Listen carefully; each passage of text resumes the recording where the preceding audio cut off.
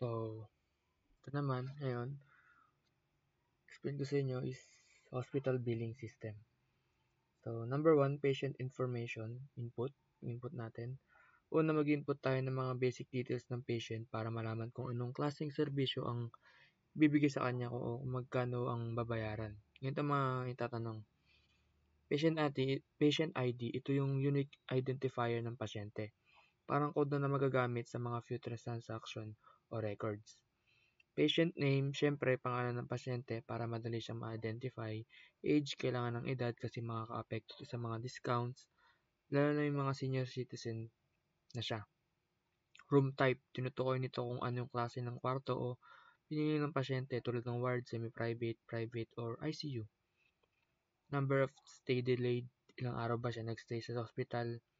Number of lab tests, ilang bang laboratory test ang ginawang pasyente. Medicine fee, total na halaga ng mga gamot na binigyan ng pasyente. Operation needed, kailangan ba ng operasyon, yes or no. 2. Vitals input. Dito naman, we gather vital signs ng pasyente para malaman kung ang status ng kanyang kalusugan. Yung temperature, kailangan malaman mga temperatura ng katawan ng pasyente kung mataas ba o may lagnat. Systolic BP, ito yung upper value ng blood pressure.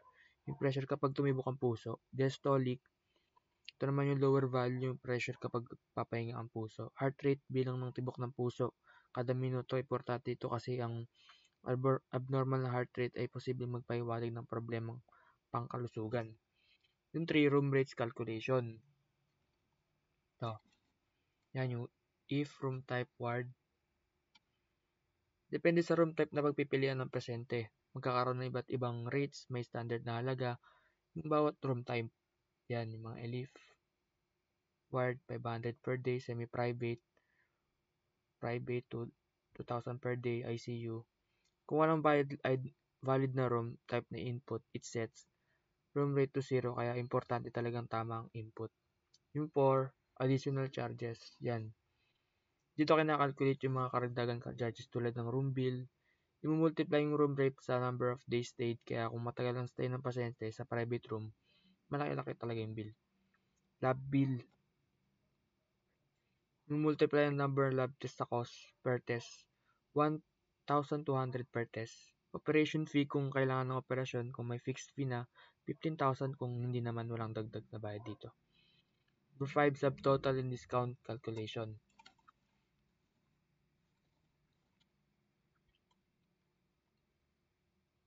Lang. Sa baba na pala yun. Pagkatapos makakuha ng lahat ng bills, i-merge sila para malaman yung subtotal, which is the total amount before discounts. Tapos may mga discount condition na i-apply. Depende, senior citizens, age 60 pataas, pasyente may 20 discount. Kung senior citizen, may pasyente, may 20% na discount siya sa total bill. High bill discount kung ang subtotal ay higit 100,000, may 15% discount siya. Standard discount kung subtotal ay between 50,000 and 100,000, may 10% discount. Yung discount ay i-apply sa subtotal at makukompute ang net total ng pasyente after ng discount. Yung patient healthcare status vital evaluation. Dito chinecheck kung may abnormality sa vital signs na pasyente. Kung may problema sa kanyang temperatura or blood pressure or heart rate, magbibigay tayo ng warning ganito ang pag-check. Temperature, kung ang temperature ng pasyente ay 38°C, ibig sabihin may lagnat. Kung normal, mababa sa 38°C. Wala namang problema sa blood. Wala namang problema. Yung blood pressure, kung systolic 140 o diastolic 90, yung diastolic niya, mataas yun.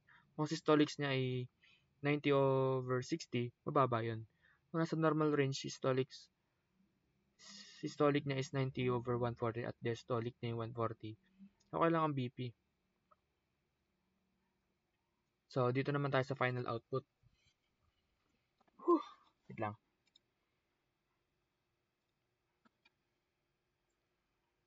Ano ba ako? Final output. Yung final output niya ito. Ipipilit lahat ng information sa hospital bill. Yung patient information, patient ID, name, age, room type, and number of days stayed. Makita din dito kung may fever ba o high blood pressure or abnormal heart rate. Room bill, room rate, days of stay, lab bill, number of test costs, medicine, operation fee, subtotal, discount applied, senior citizen discount, high bill discount. Yan. Yung patient status, kung may abnormal vitals, i-alert na kailangan i-close monitoring ang pasyente. Kung okay naman, it's confirmed na stable ang kanyang kalusugan. Paano yung gumagana? User input, ang user typical hospital staff or admin ang mag-input ng mga details ng pasyente. So, yung output niyan, wait lang hanapin ko. May